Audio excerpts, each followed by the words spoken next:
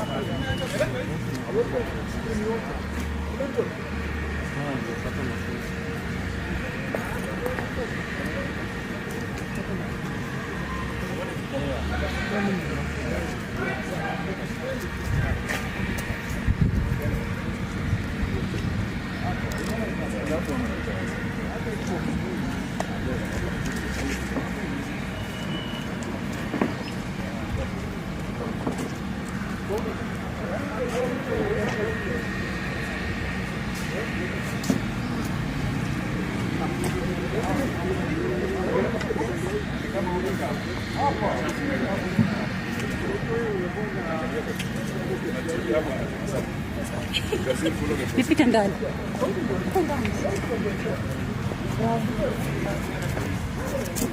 Huyu ukizuia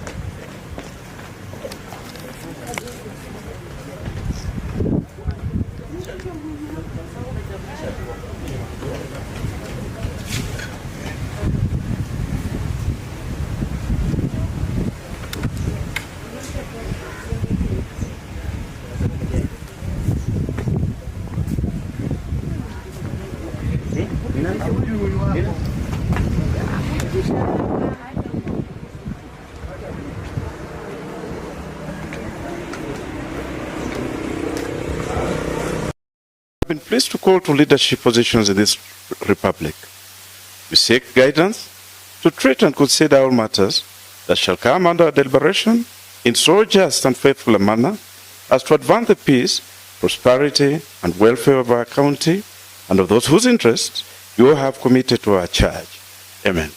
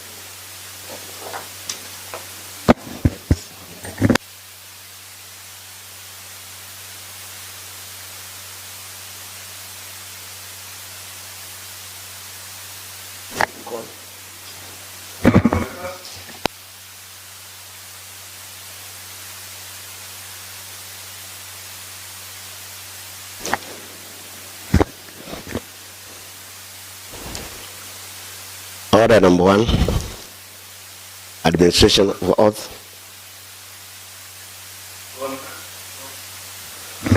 Order number 1, administration of oath. Order number 2, communication from the chair.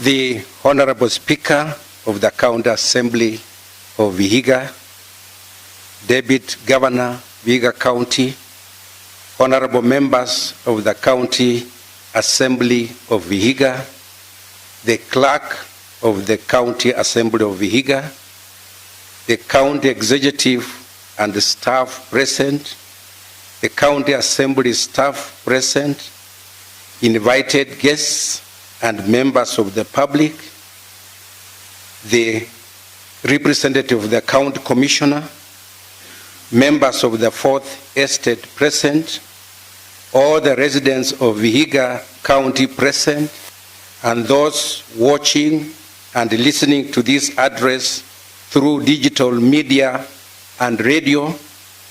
Ladies and gentlemen, good afternoon. Good afternoon once more again.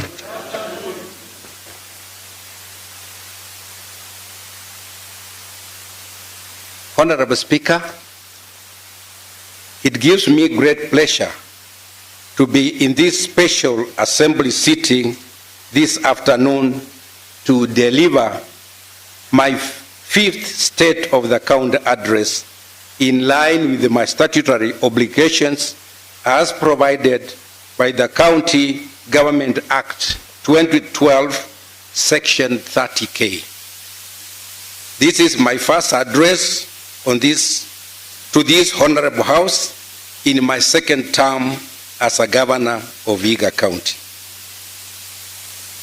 In this address, I will highlight our progress, challenges, and development achievements covering the period 2022-2023 fiscal year, as well as highlight the fiscal year 2023-2024 ongoing development programs. When I took office in my second term as a governor on 25th August 2022, I set out to deliver on my re-election campaign promises as was outlined in my manifesto and later incorporated in the 2023-2027 CIDP that was prepared through a public participatory process, approved by the cabinet, and subsequently approved by this Honorable County Assembly. It is worthwhile to note that our CIDP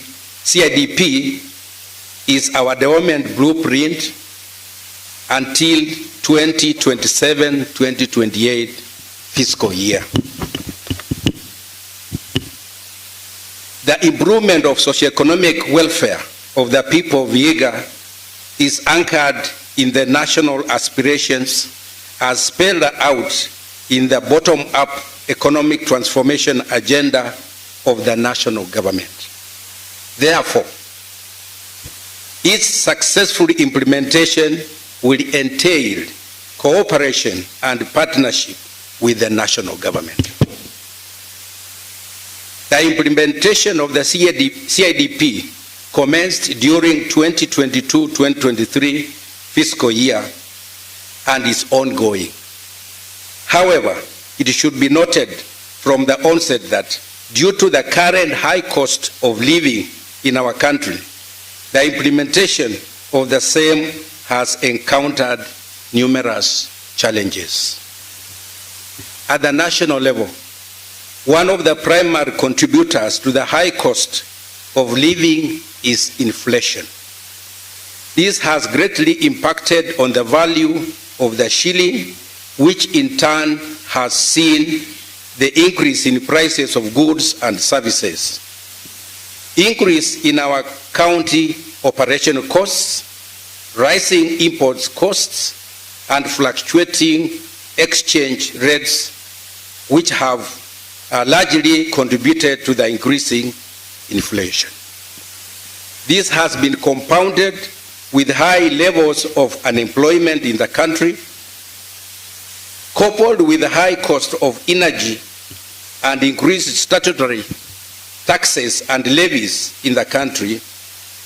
Our county has experienced higher costs in the delivery of projects and programs and services during this year under review.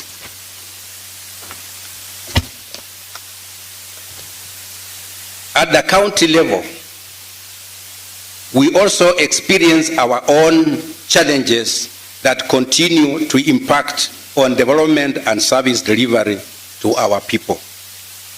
Key among those challenges are the burden of pending bills, delayed implementation of human resource audit reports towards streamlining staff establishment, higher wage bill, and delayed exchequer disbursements.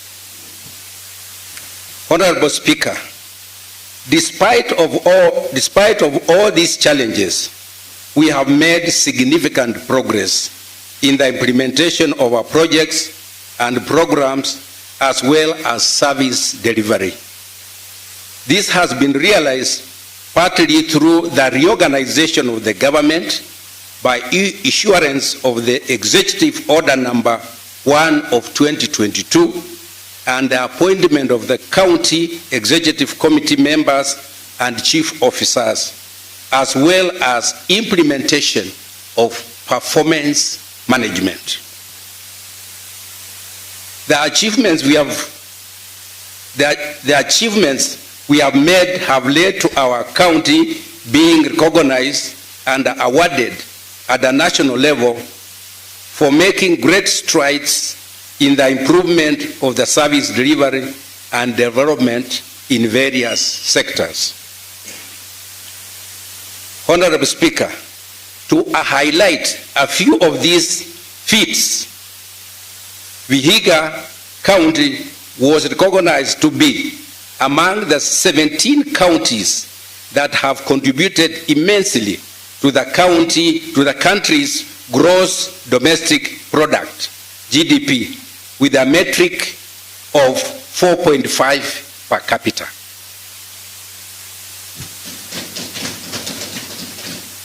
We were awarded the prestigious Simba Award as one of the leading counties in the promotion of devolution through the use of technology in planning and decision making.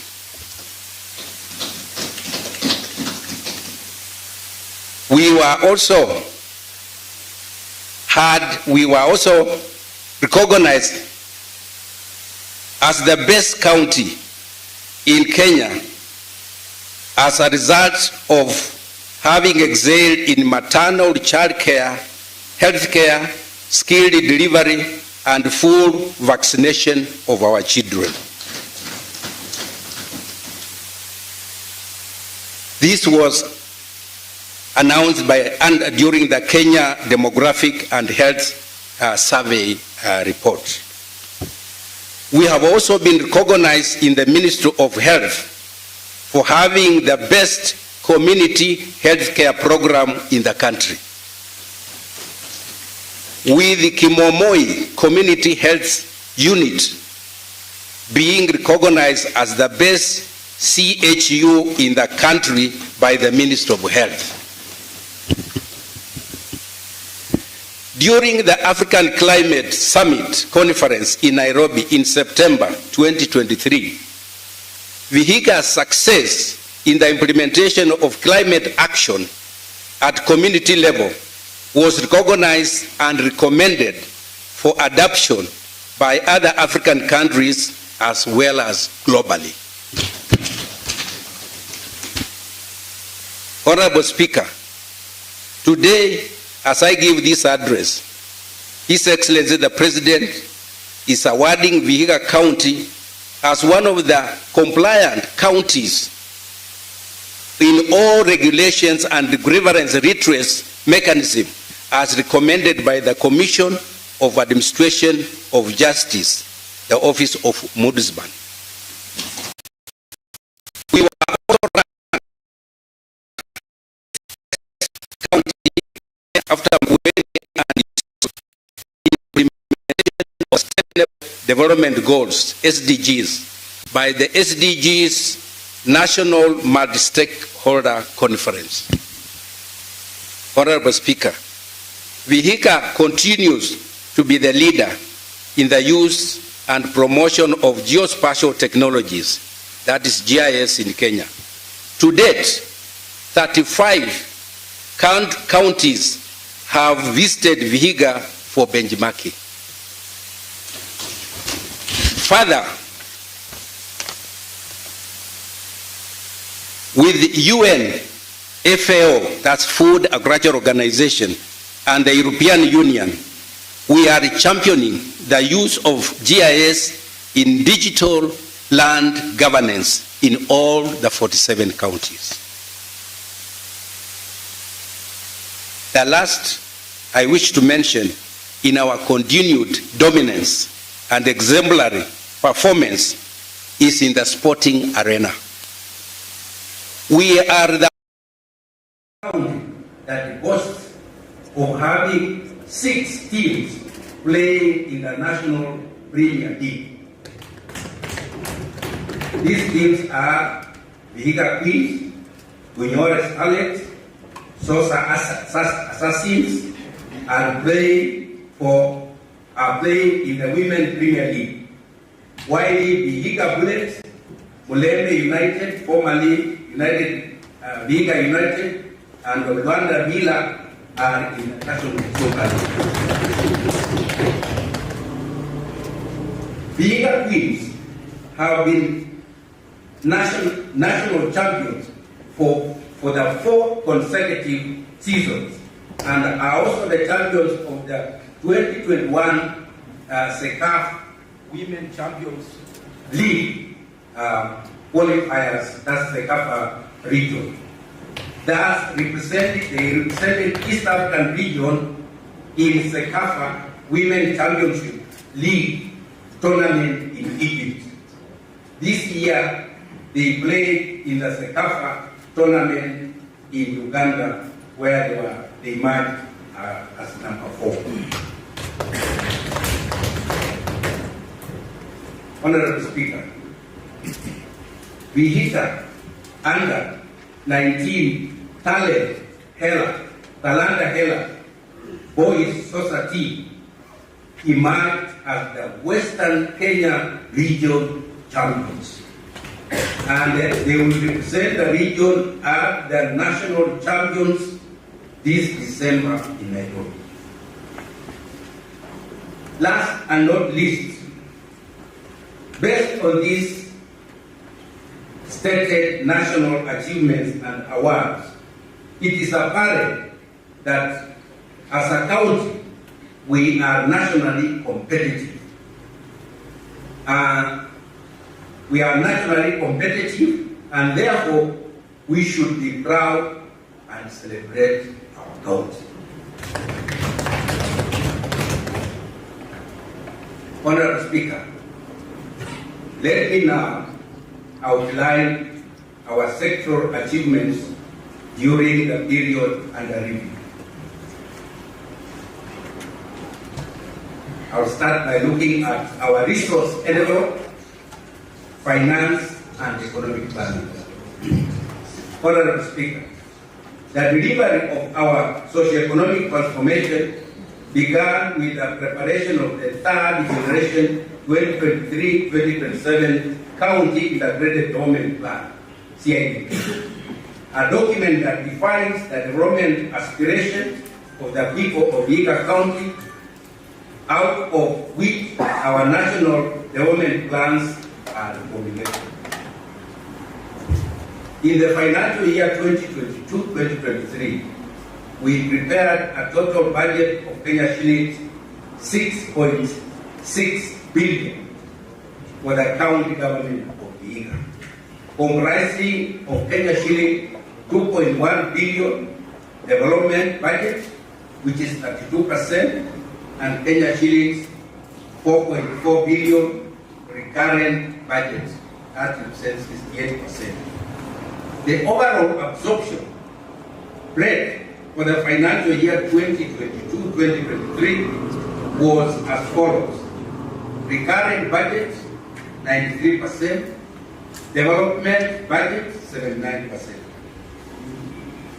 Our own source revenue collected during 2022-2023 fiscal year stood at 229.8 million against the set target of 284.1 million. It is worthwhile noting here today that we have made great strides towards increasing our own source revenue collection against set targets by transitioning from manual collection system to automated revenue collection system. As I make this statement here today, the county government has a unified USSD code that is 604 and an M-Pesa payroll number 003838 for ease of payment of county fees and levies without visiting our physical county office. The outstanding historical pending bills realized at 30th June 2022 was Kenya shillings 450 million. At the end of 2022-2023 fiscal year, our total pending bills stood at Kenya shillings 1.4 billion, broken down as follows: Kenya shillings 279 million recurrent pending bills, 625 million recurrent government pending bills, Kenya shillings 300 million historical pending bills, and Kenya shillings 262 million litigation pending bills. In the year 2023-2024 fiscal year, Kenya shillings 332 million was budgeted for payment of pending bills, and the first supplemental budget has allocated Kenya shillings 562 million for the same.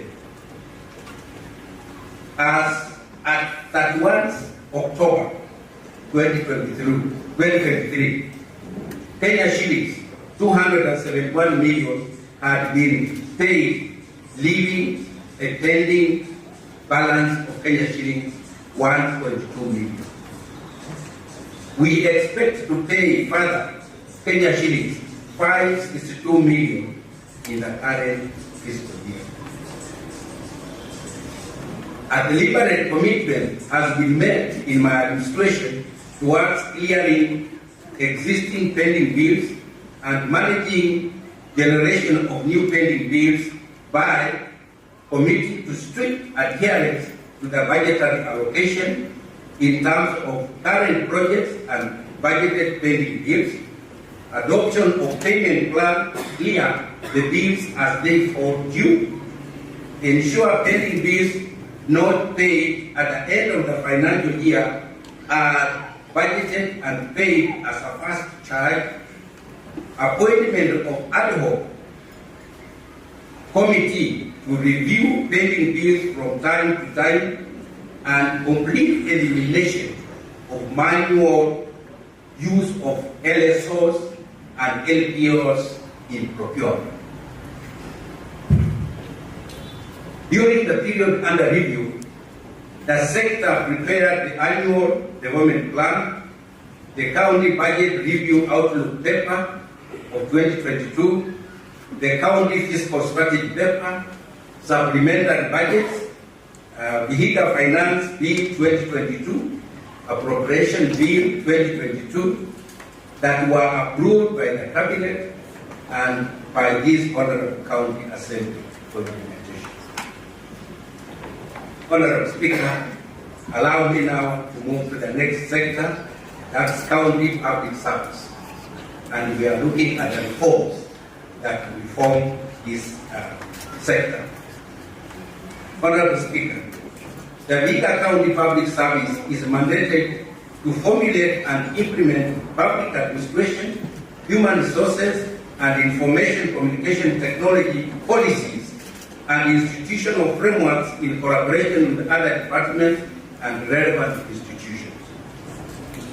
In order to achieve a lean and efficient government and staff, which also managing the county government wage bill, that the organization of the structure of the county government of Vihiga was implemented through issuance of the Executive Order number 1 of 2022. Further, a human resource staff audit of the county government of Vihiga Executive was conducted, and a report with recommendation issued by the County Public Service Board. Implementation of this report led to rooting out of 28 ghost workers from the county government payroll. 9 staff have also been removed from the county payroll pending investigation. The human resource audit exercise is planned to be completed at the end of January 2024.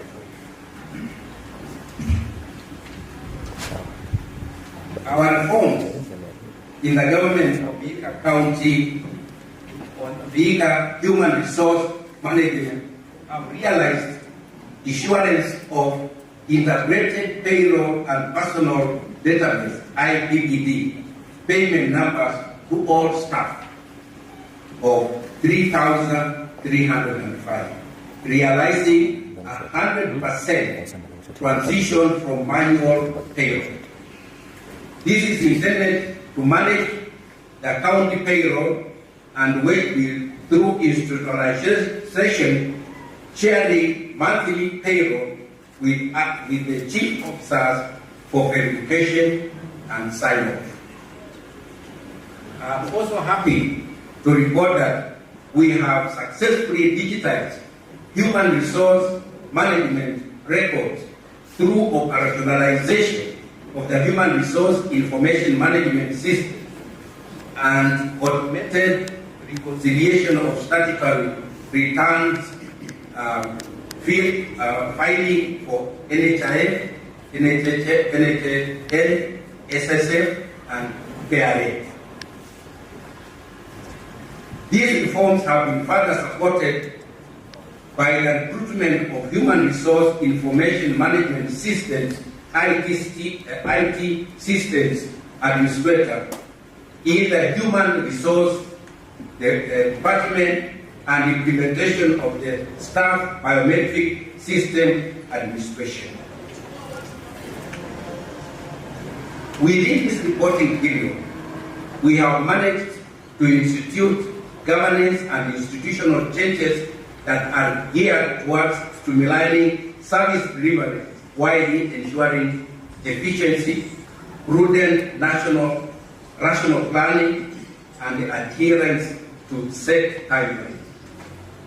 To this end, using our GIS technology, we have updated all county projects on our GIS platform, supported farmer profiling and mapping by GIS, and hosted a total of 35 counties that came to benchmark on our GIS.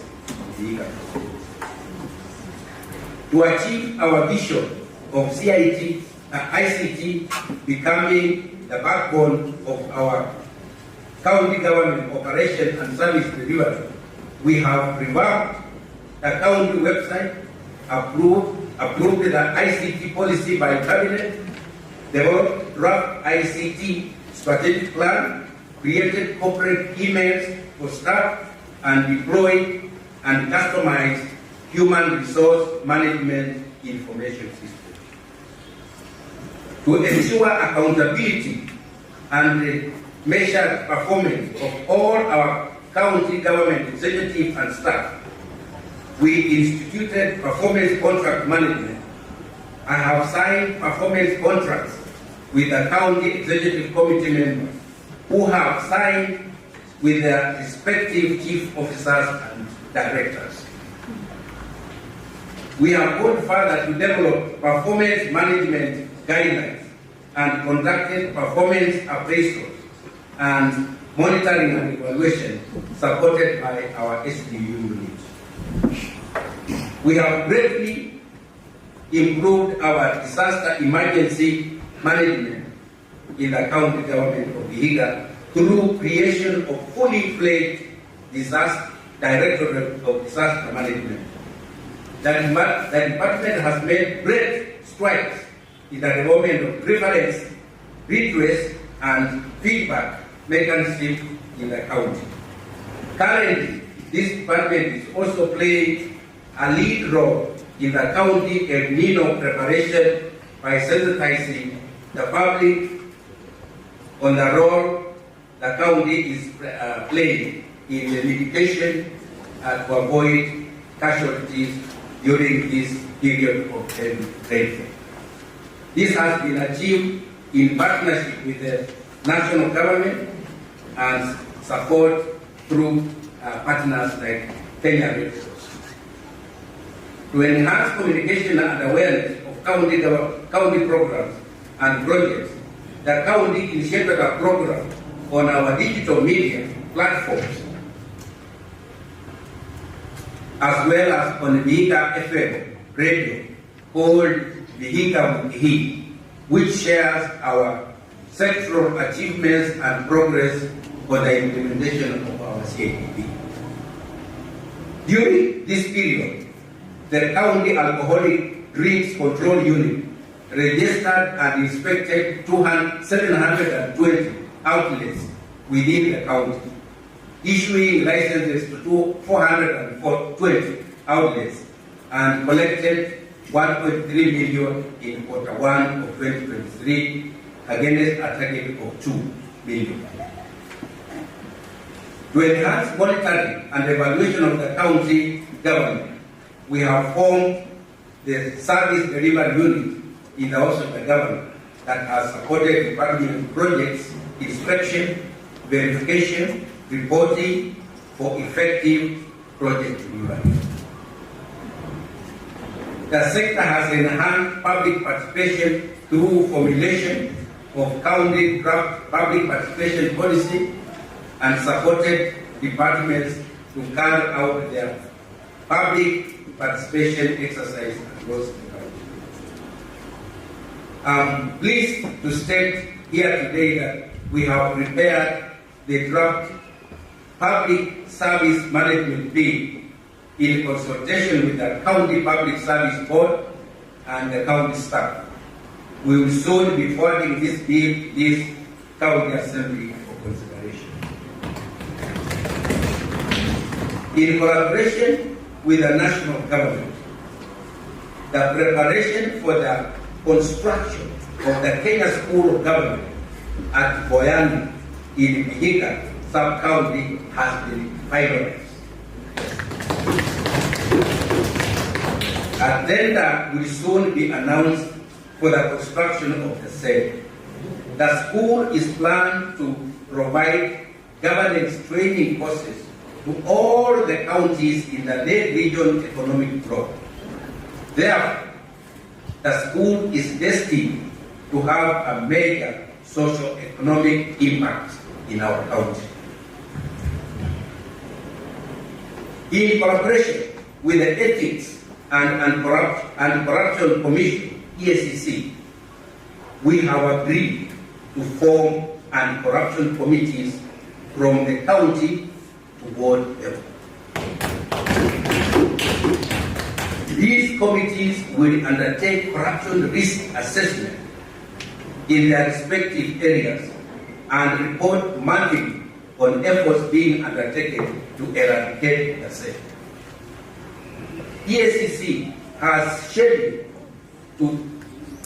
to train all our officers that will be involved in this more important exercise. The training of County Executive Committee members will take place from 27th to 29th of this month in Eldoret. Honorable Speaker, allow me now to move to the sector of agriculture, where we want to transit from prominent subsistence farming to agribusiness. Honorable Speaker, approximately 85% of the population of Vihiga County get their livelihood mainly from subsistence agricultural activities.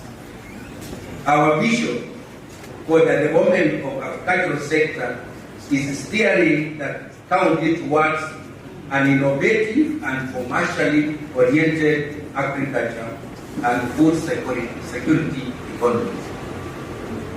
We have promoted growth of African leafy vegetables through procurement of 3 tons of seeds, which have been distributed to 3,000 farmers across the country.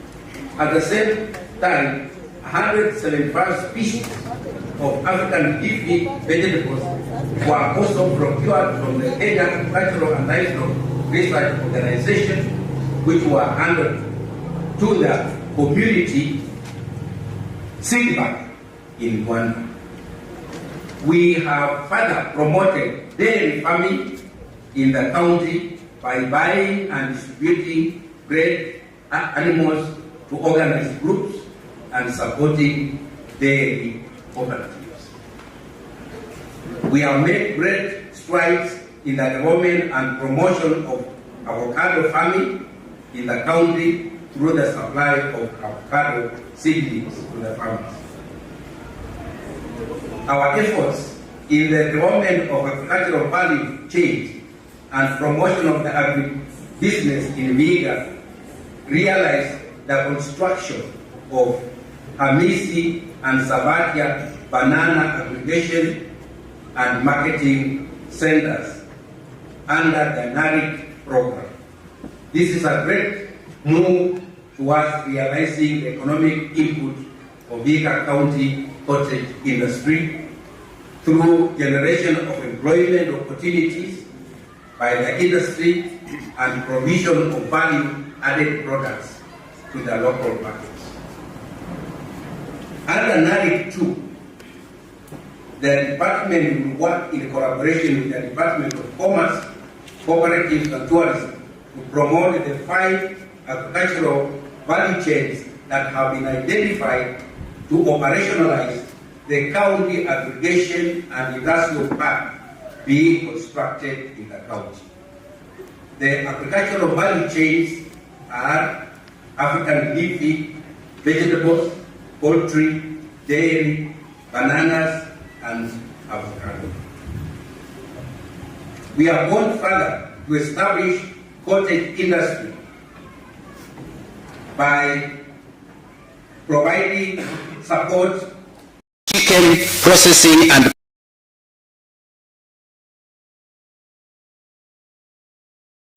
which received various equipment to allow them carry out their process.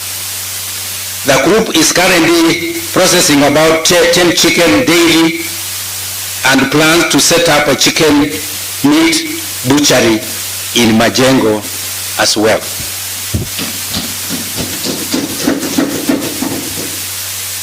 We have also supported the production and supply of quality day-old chicks, benefiting 25 members directly that belong to Esibuye Organic Farmers in Northeast Bunyore. The group received 1,056 watts solar-powered incubator, 300-month-old mother flock and feeds. The outcome in this investment is the group is hatching an average of 600 chicks monthly, as well as selling an average of 100 crates of fertilized eggs. Mwitoko Fish Farm and Aquaculture Training Center is the game changer in the Lake Region Economic Bloc, Blue Economy Strategy. It is a strategic facility in our plan for development of fisheries sector in the county. So far, we have managed to produce and supply 52,932 fingerlings for the internal and external markets. To operationalize the training section and ensure proper management of the facility, we have completed construction of Mwitoko Fish Farm Administration Block and will commence its equipment during this fiscal year.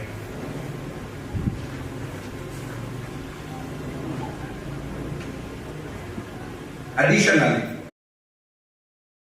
agricultural diversification, enhance food self-sufficiency, increase rural income, and provide employment opportunities when and where water is a constraint. We completed the Wemilabi Central Bunyore irrigation project that is currently awaiting commissioning. The irrigation project is supported with water by the force of gravity. Food security is a major output of irrigation development activities. The new thinking currently is gaining ground in the integration of irrigation water management within our agricultural system. In partnership with the Ministry of Agriculture and Livestock and supported by our GIS lab, the sector has completed a county-wide farmer data profiling and mapping. The database will be used in the determination of allocation of subsidized agricultural inputs to farmers and in the provision of extension services. Honorable Speaker, allow me now to move to the next sector. That's the sector on health. And our idea here is to move to universal health care program. Honorable Speaker, our health services vision and promise is to promote primary health care, improve our health infrastructure, provide an interpreted health technologies and commodities, provide ambulance services, promote health care financing and universal health care, and strengthen community health services. A healthy nation is a productive nation, and therefore nutrition is a very important aspect in the proper health of our country. Through the strategic partnership, which include Nutrition International, we have in place the Vihiga County Nutrition Policy.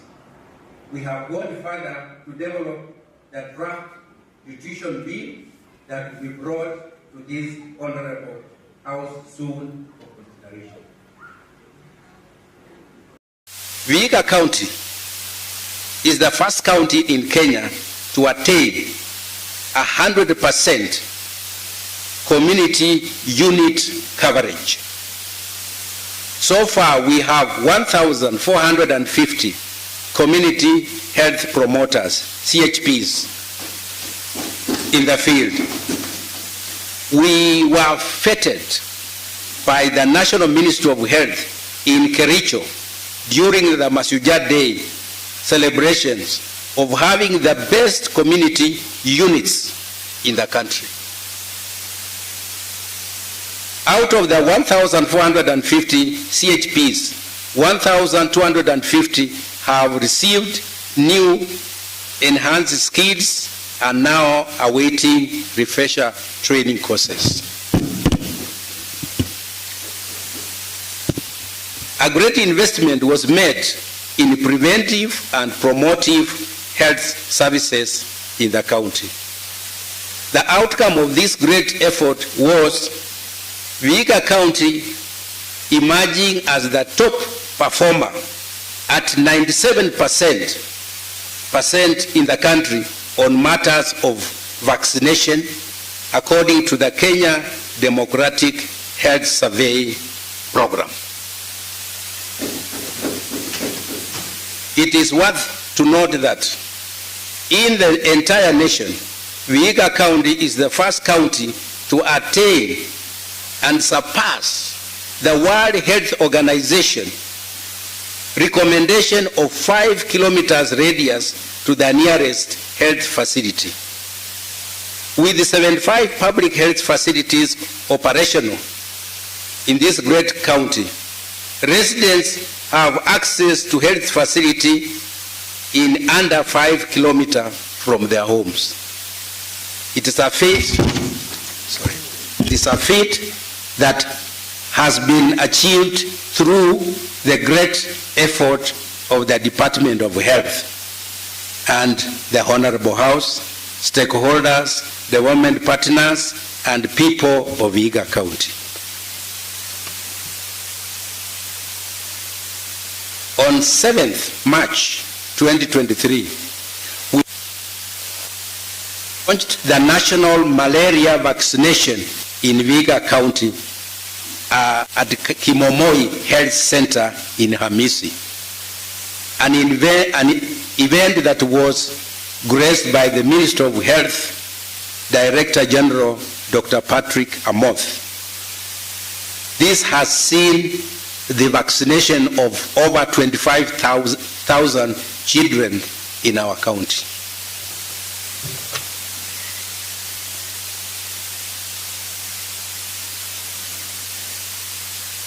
It is our firm position that with continued consultative partnership of all stakeholders, we continue to grow our health sector and improve the quality of services offered in all our health facilities.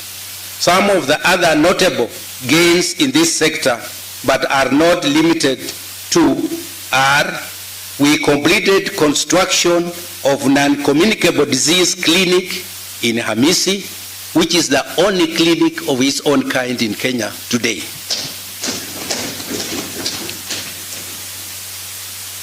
We developed an eye unit at the referral hospital supported by Sabatia Eye Hospital and the Christian Blind Mission, CBM. We completed a 90-bed ward block at Emuhaya Sub-County Hospital and twin theater unit at Hamis Sub-County Hospital under Kenya Devolution Support Program, which were launched by His Excellency the President on 29th August 2023. We have resumed the completion or the construction of the 160-bed hospital plaza at our referral hospital.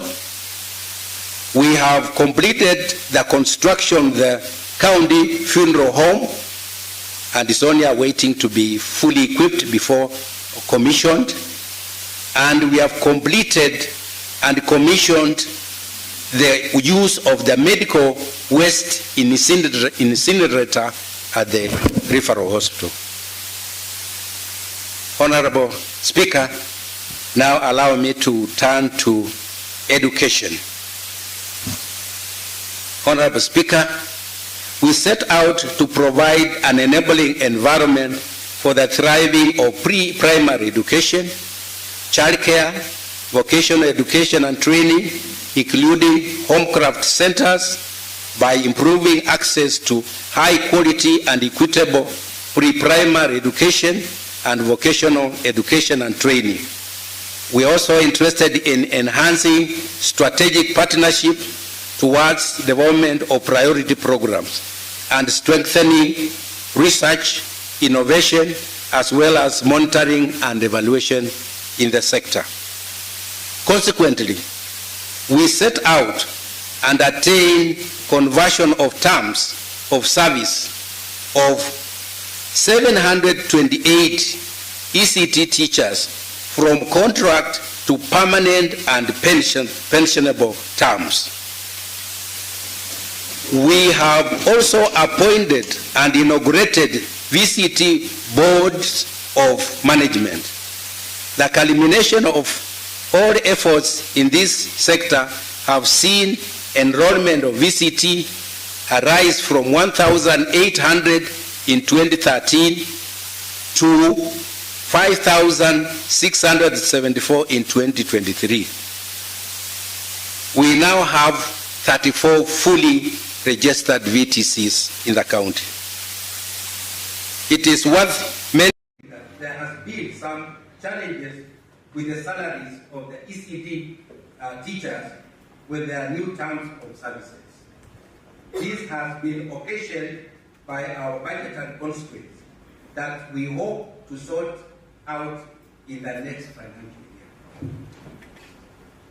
The current number of registered public ECD centers in the county stands at 410, with enrollment of 35,000. About 18,000 pupils are transitioning to grade 1 in 2024. To close that gap in access to the nearest ECD center, we have gone further this financial year to procure for the construction of 53 additional ECD classrooms distributed across the county. My administration has continued to invest in the education of bright students from poor economic background through the Governor's Scholarship Program. So far, 610 students have benefited, out of which 97, the first cohort, have already completed their KCEC and are proceeding to the university and colleges. at an impressive rate of 78%.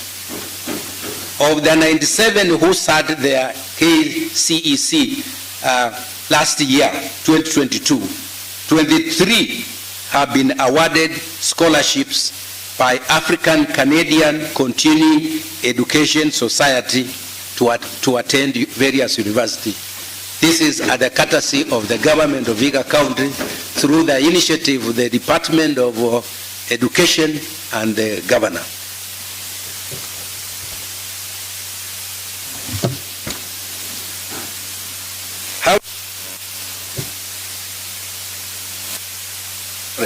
During the 2023, the county bursary program benefited over 28,125 students, and each ward was allocated Kenya 3 million, totaling 83.3 million across the 25 wards of Vihiga County.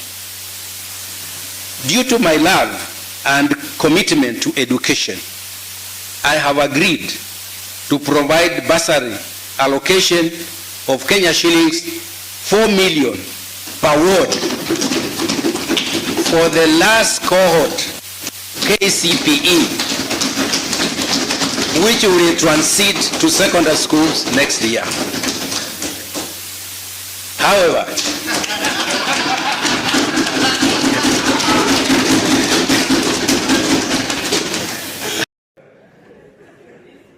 moving forward, starting next financial year, we shall stop providing buses in our physical markets and instead focus on ECD, facility development, and particularly on ECD feeding programs. And we shall also focus on VTC or debate facility development and capitation. So that is the situation. Honorable Speaker, allow me to continue by moving to the Department of Commerce, Tourism, and Cooperatives.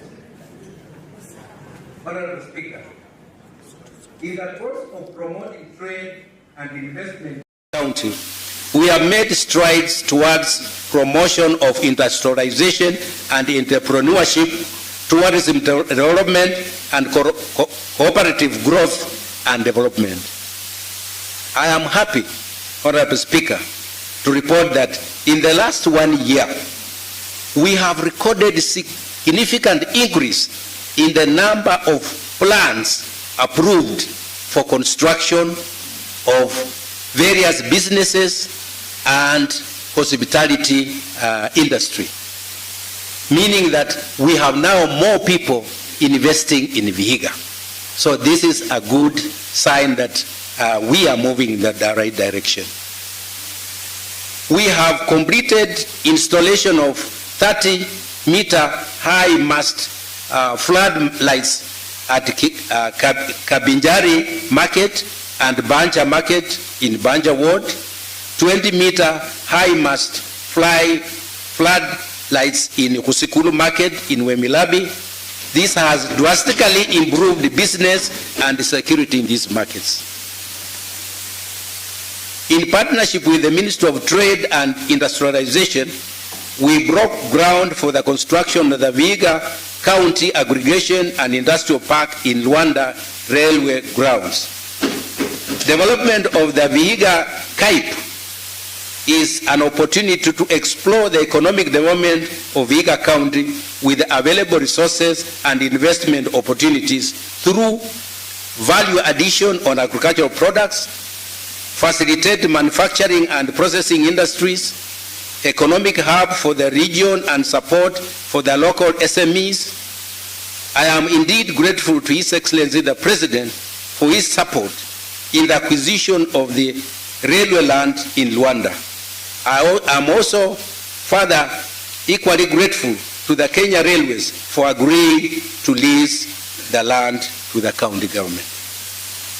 In our effort to promote business development, we have signed a memorandum of understanding between county government of Vihiga and the Kenya National Chamber of Commerce, Vihiga chapter.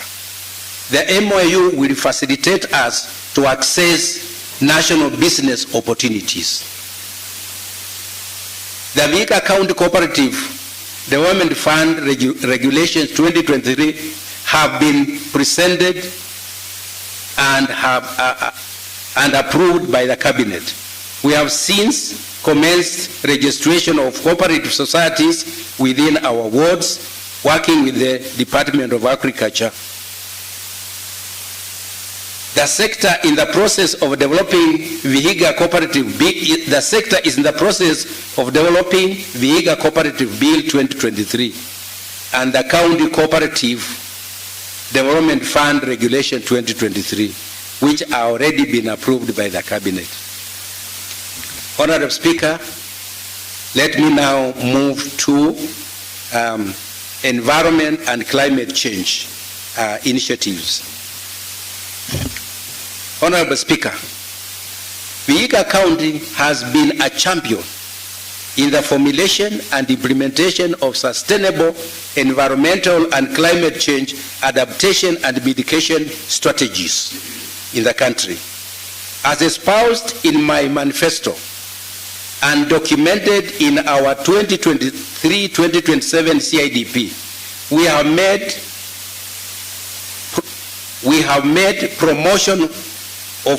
have promoted access to clean and safe water and sanitation services for the residents of Vihiga in various areas. So far, with the completion of Vihiga Cluster Water Project, we have begun last mile connectivity of households in the main supply lines. Our county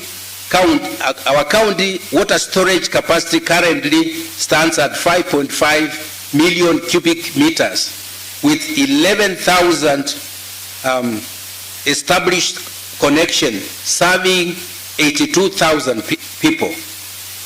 The Vihiga Cluster Water Project was officially commissioned by His Excellency the President on 22nd July 2023 with a capacity to pump 12.5 million cubic meters of water per day and serving 310,000 people. I wish to take this opportunity to thank His Excellency the President for commissioning the project and committing the national government to give a grant of Kenya shillings 200 million for the last mile connectivity.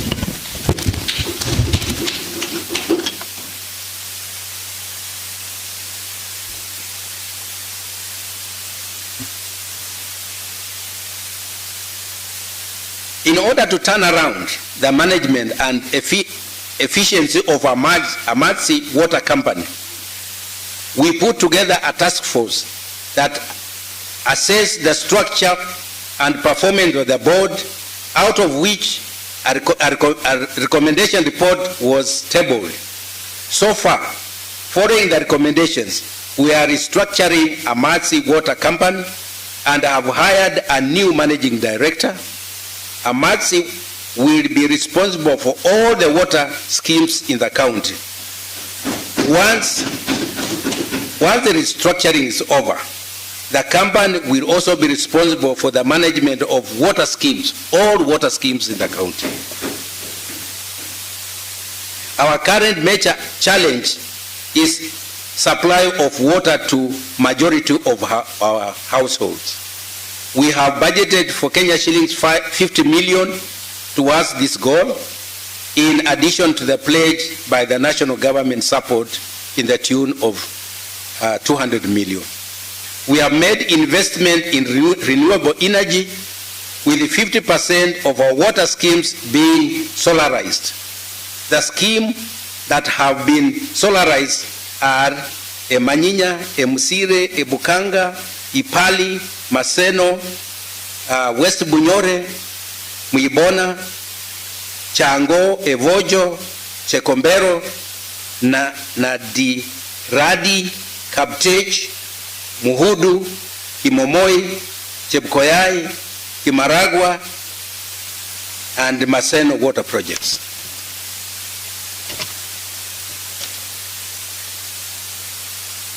We continue to promote climate change adaptation and mitigation strategies by promoting the use of clean energy, ecosystem restoration, implementation of green growth, and circular economy strategies, and promotion of sustainable natural resources utilization and management. This has been sustained through implementation of our county climate change policy and informed by the county risk assessment report. Vihiga attained forest cover of 14% and tree cover of 35.9% against the national 8.8% and 12.1% respectively. This was attributed to various afforestation and conservation programs mounted by the county government. Other significant achievements were reforestation of 13 hectares of Maragoli Hills, 4 hectares of Kibiri Forest, and 2 hectares of Ebusiekwe Hills. In addition, the sector undertook protection of intellectual property and indigenous knowledge of biodiversity and genetic resources by rehabilitating and fencing several community forests, namely Senende, Serem, Kapso-Suswa, Munzatsi, Kepchumung, including promotion of agroforestry. Additionally, we signed an MOU with Kaimos Friends University for the establishment of a climate change research and innovation center at the university. We are also collaborating with the county government of Kakamega and Kenya Forest Service in fencing of Kakamega Forest that spreads into Vihiga County. Honorable Speaker, I'm almost there, so you should not be concerned that I'll continue for a longer time. I'm almost there. Let me now turn to our area of land management and urban development. To enhance sustainable land use and management, smart urban infrastructure and affordable quality housing in the country is needed.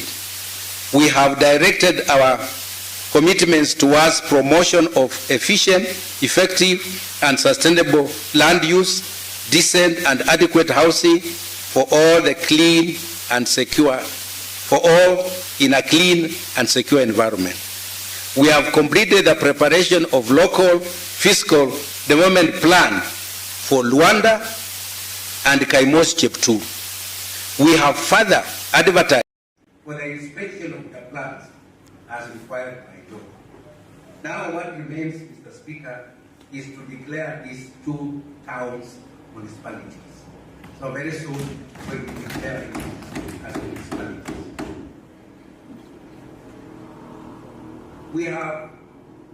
We are also at the tail end of compiling and finalizing county valuation law that the cabinet has approved the valuation law and will now forward for tabling in this honorable house.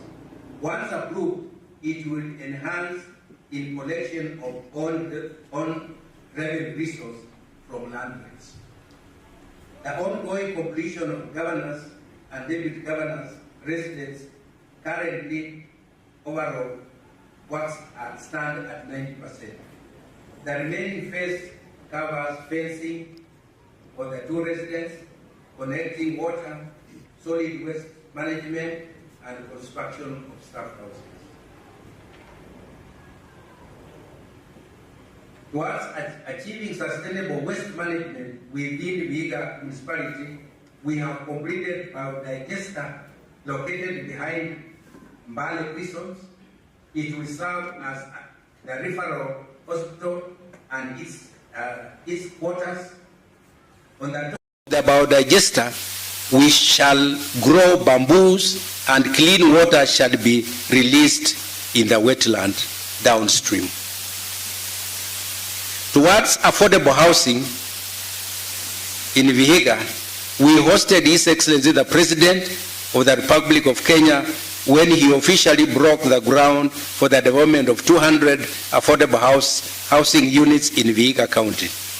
To contribute towards achievement of this program, the county government of Vihiga approved all waived all the approval fees and development surcharges. We prepared and approved the plans and carried out public participation and the stakeholder engagement, and negotiated we negotiated for skilled labor and provision of materials to the contractors by our youth. We have also identified 7 acres of land at Lunyerere for development of affordable housing by National Social Security Fund, NSSF. Further, we have also identified 3 acres of land in Mbale for construction of affordable housing by the National Housing Corporation. I wish to request the people of Vihiga to prepare to apply and buy these affordable houses when completed. In order to streamline services and maximize efficiency in the management of Vihiga municipality, the Cabinet approved the transfer of functions from the county departments to the Vihiga municipality, a great milestone and a right step in securing the much needed support from the World Bank, KUSP 2. So once we do that, we shall qualify for more funding for the municipality. It is worth to note that the Department of Lands was an integral part in the negotiation of the lease of the land for the development of Vihiga County Aggregation and Industrial Park in Luanda. Honorable Speaker, let me now move to youth, sports, and gender. Honorable Speaker, our plan for this sector is to promote, nurture, and develop sports, talents, and the arts in the country. Establish and promote youth empowerment programs, promote and conserve cultural heritage and diversity, and empower vulnerable individual groups and communities. To that end, through the implementation of the Vihiga County Sports Fund Act of 2019, we have supported 17 teams to a budget amount of Kenya shillings 15 million. Talent identification, nurturing, and promotion of arts was successfully organized during the 4th edition of the Vihiga County Youth Extravaganza. We completed creation of Ivona Youth Empowerment Center, which is ready for youth programs. Our Talanda Hela boys team is set to represent the county as Western Region champions in Nairobi during the December finals. We have also signed a memorandum of understanding with Ajira Digital that will see our youth, women, and people with disability acquire digital skills to conduct business online. We successfully organized film production workshop in partnership with the Kenya Film Commission that trained and certified 67 youth. We are preparing an MOU that would allow the Commission to establish a film studio in Vihiga County.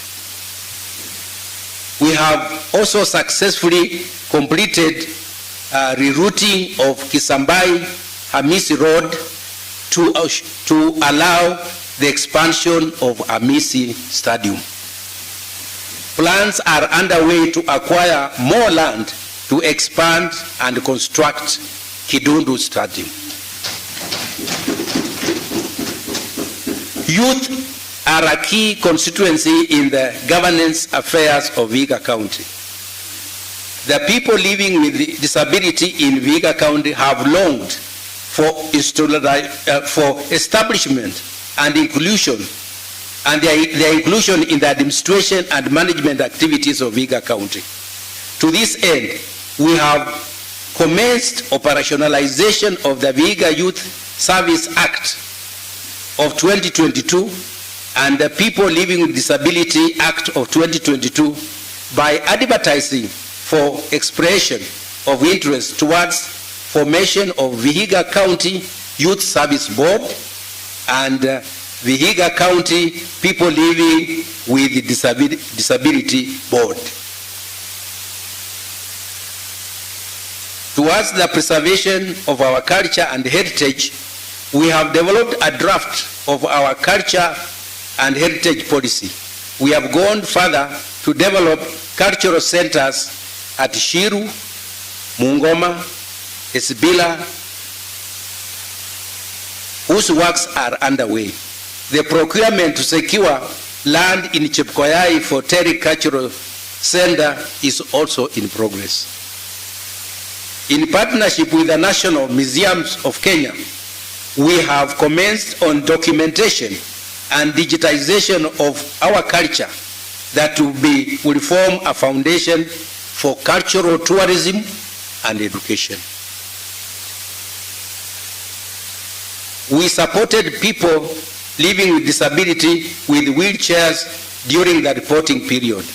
In partnership with Her Excellency Mama Tezi Mudavadi and Ahadi Kenya, we facilitated people living with disabilities with avocado seedlings and food relief.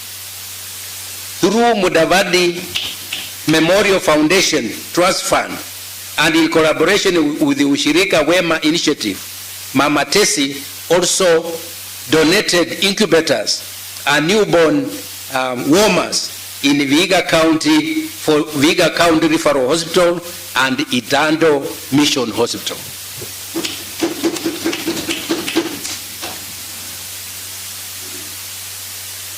Kikoska 2023 August edition was well organized and held in Meru County and was attended by 246 staff members who participated in 21 disciplines. We managed to be position number 15 overall. Select 23 Vihiga Kikoska players were nominated for trials in Siaya County last week to participate in the East Africa Local Authority Sports and Cultural Association. Youth employment in our county is an issue of major concern to my administration. Therefore, we have embarked on various initiatives that will aim to build capacity and skills of our youth to be able to create their own employment through innovation, creativity, and entrepreneurship. In regard to this, we have signed an MOU with an international NGO called Capital Action, who have embarked on training our youth in entrepreneurship. They target to train 10,000 youth. We have also signed an MOU with Ajira Digital Kenya, who will train the youth on digital skills to enable them access to online job opportunities. Also, we have partnered with Huawei company from China, who have trained 170 youth on digital skills. Last and not least, we have established the Youth Directorate to coordinate youth activities in the county government.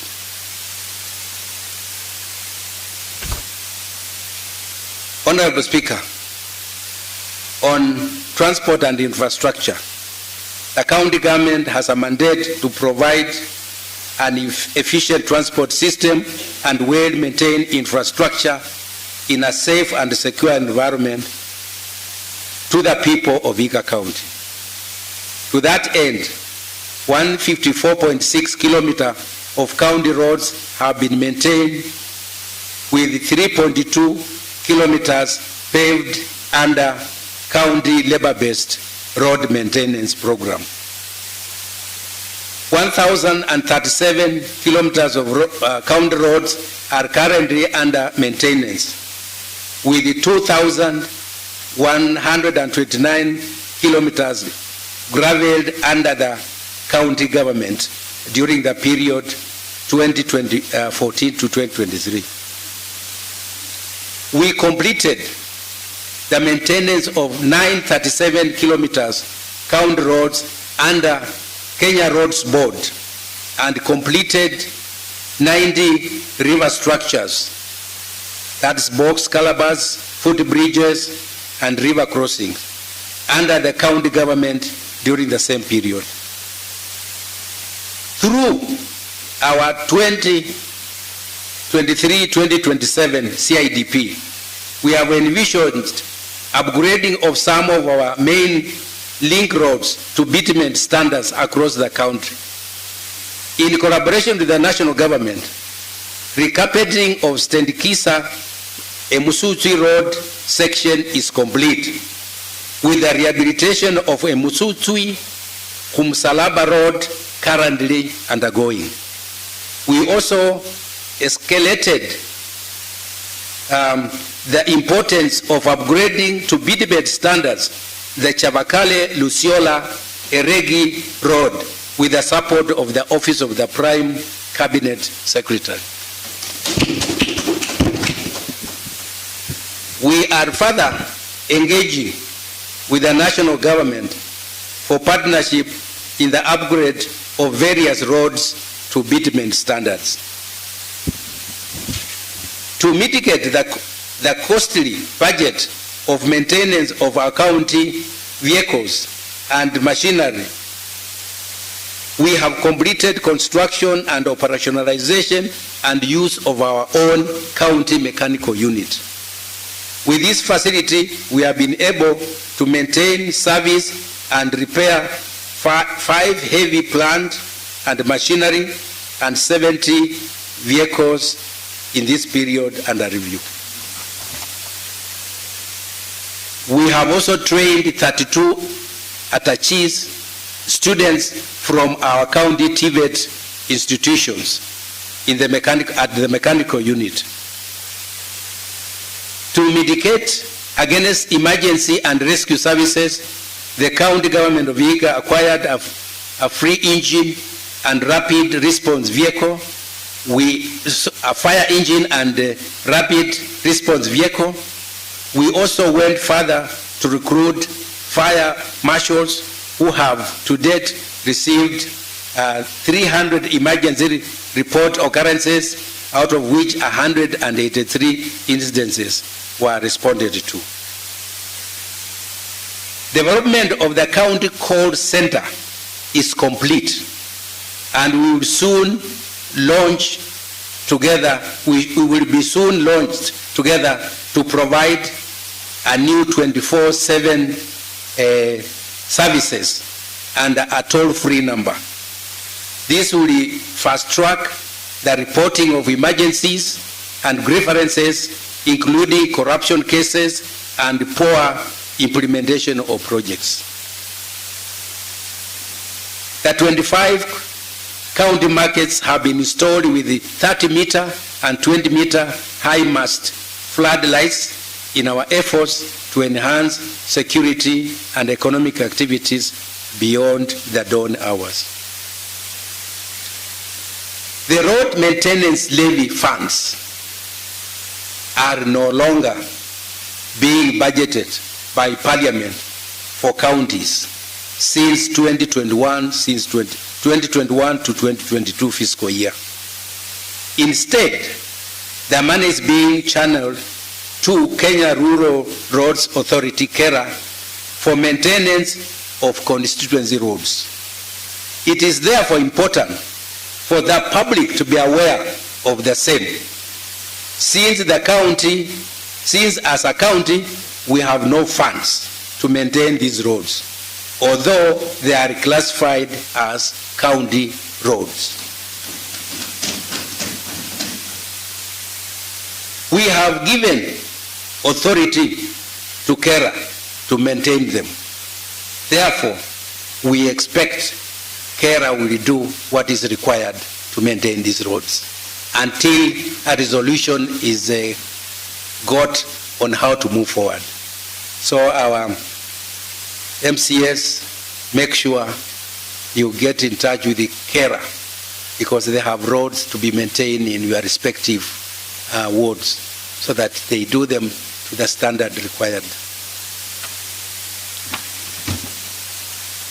Now, as a last bit of address, I want, in a snapshot, give you a glimpse of what we are currently doing and we are planning to do in the future, but specifically what we are doing during this fiscal year, this year. Honourable Speaker, for prudent and accountable finance and economic planning in the county government of Vihiga, we are strengthening the county monitoring and evaluation reporting mechanism, and we are doing operationalization of the software for monitoring and evaluation in the county. This will allow us to monitor online what is going on each of the projects that we are implementing, and this is going to be implemented before the end of this year. We plan to undertake a full automation of the remaining all-source revenue streams, upgrade IFMI's server, do the automation of audits and budgeting processes, strengthen the county procurement processes, including digitization of the project, file records, and continuous human resource development, including regular training programs for our county. We have also earmarked completion of the 160-bed hospital plaza, construction of a new, that's of 160-bed hospital plaza, construction of a new maternity unit at the Sabatia Sub-County Hospital, completion of Msire Sub-County Hospital mortuary, as well as completion of Kivigoi Hospital. Plans are underway for completion and equipping of various dispensaries that have been completed but they have not been operationalized. Towards promotion of commerce, tourism and cooperatives in the country, we have planned for the construction of economic stimulus markets in partnership with the State Department of Housing and Urban Development in Banja, Esibuye, Chavakali, and Usikulu. We are also working with the Ministry for the establishment of granite processing plant in Vihiga County in partnership with the State Department of Mining. We are also working on the construction of the County Aggregation and Industrial Park in partnership with the Ministry of Trade, Investment and Industry. The sector has planned to install high-mast floodlights at Magata, Jebrok, Songolo, Chamakanga Market, including Ebwali, Stand Matobe, Hima stages. We will also construct border sheds in various stages. There are very many, so I won't read all of them. Towards sustainable land management and urban development, we have planned to establish county land management system, complete governors and deputy governors' residence, complete the biodigester plant behind Mbale prisons, and finalize the establishment of Kaimosi and Luanda new municipalities, and embark on the preparation of the county spatial plan.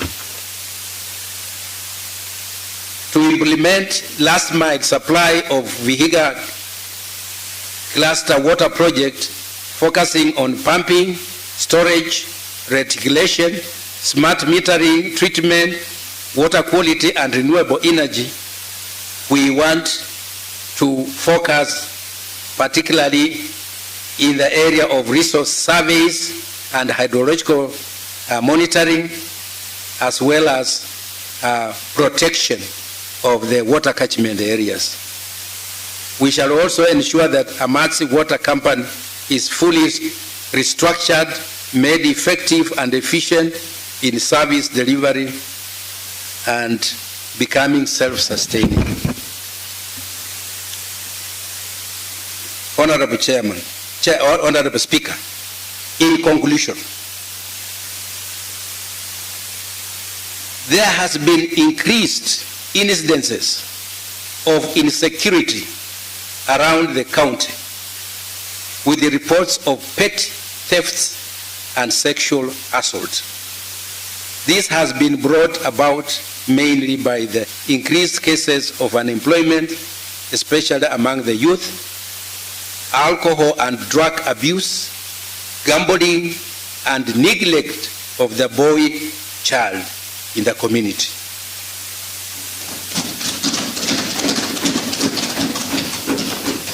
However, I applaud the County Commissioner, Mr. Felix Watakila, for his efforts, together with his county security team, towards managing this matter. We shall work with the security team, we shall work with the national government to fight these vices in our county. Further, during the festival season, we shall step up our security patrols to ensure that we have peaceful Christmas and New Year holidays. Vihiga County enjoys good consultative relationship within the leadership ranks, conditions that have enabled and supported inclusive development planning and implementation. We have managed to sustain good working relationship with the members of this honorable county assembly led by the speaker, and we want to thank you for the good cooperation and partnership. A similar working partnership has been established with the honorable members of parliament from Vihiga County. We have scheduled quarterly meetings with the MPs to agree on our collective development agenda and work towards eliminating duplication of projects. We have agreed to focus on development of our county and not on our political persuasion and affiliation. Despite of the defined constitutional oversight role of the county assembly and the Senate, I note with a lot of concern the alarmingly high rate of summons to me as a governor to make appearances before the Senate on many county oversight issues. This year alone, Honorable Speaker, I have been summoned to appear before the Senate 4 times to respond to queries regarding status of implementation of projects and programs, as well as financial issues, including pending bills. Honorable Speaker, I wish to request this Honorable County Assembly, through you, for a consultative clarification from the County Assembly's Forum on the roles of the County Assembly and Senate when it comes to efficient and coordinated oversight of the county government executive. Honorable Speaker, we have increasingly been spending a lot of resources in attending to these summons at the Senate in Nairobi. In conclusion, Honorable Speaker, despite of the current economic hardships affecting the country, the people of Vihiga continue to live with harmony and are hopeful for a better future. There is calm in the county, except a few politicians who have embarked on earlier campaigns.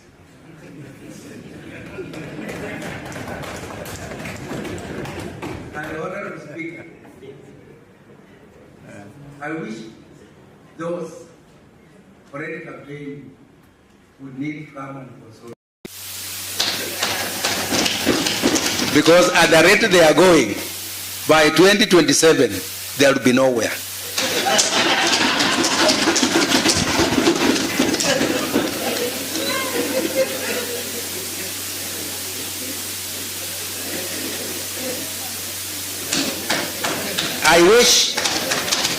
I wish to take this opportunity to thank the people of Vihiga and their leadership for the support they are according to my administration. I wish to assure you all of my commitment to transformative development of our Vihiga County to higher level during my legacy period of leadership.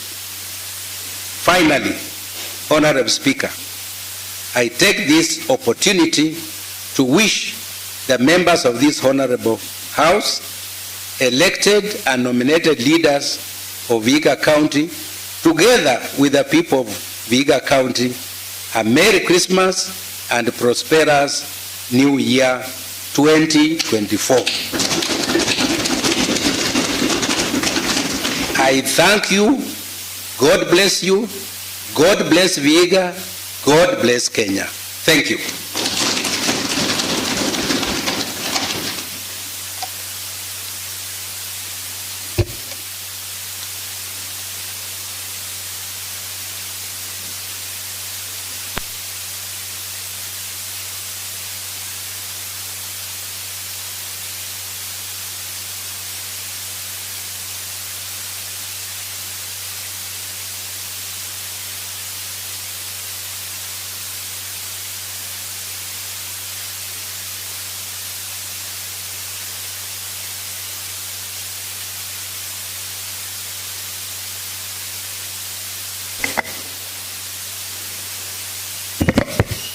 Order number 5, papers.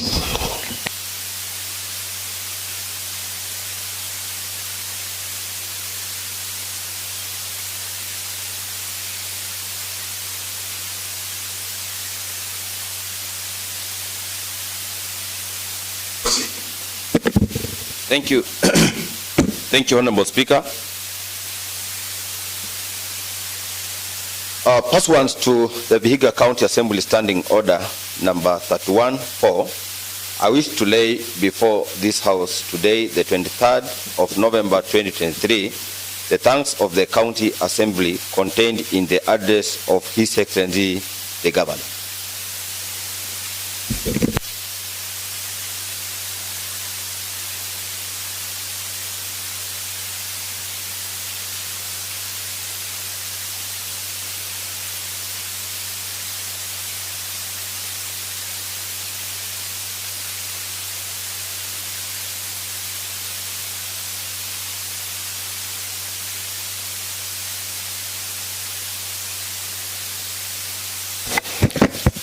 Order number 6, notice of motion.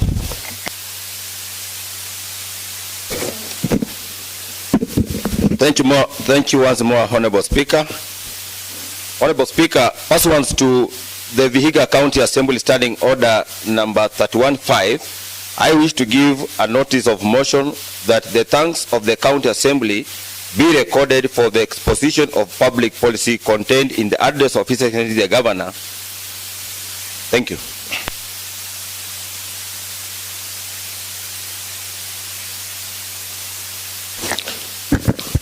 Order number 7.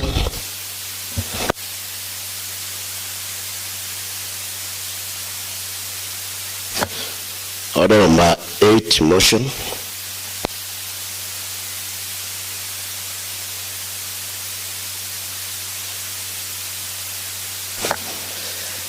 Order number 2, communication from the chair.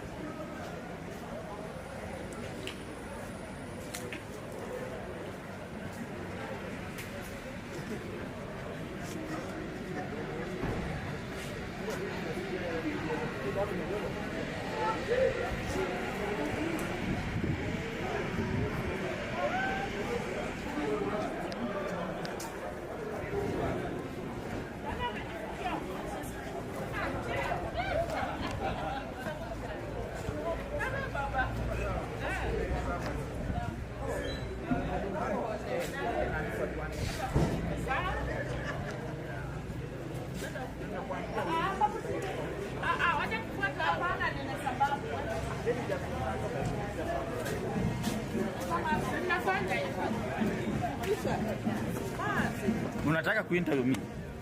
Nitakwenda. Sawa na pesa hii nukusikia kunyora simu. Tunangoja tupewe kitu. Pesa ndio mbona mwingine alimshot. Salama sana. Uko vile sana. Ni somo ndio atoke na karo. Sika ndio. Kwa kwa mezi. Ndio karo. Ai.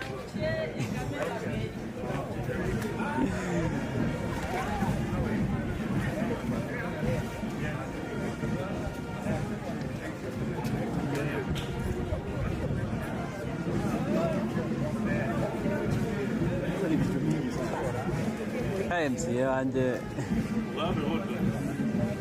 Sawa.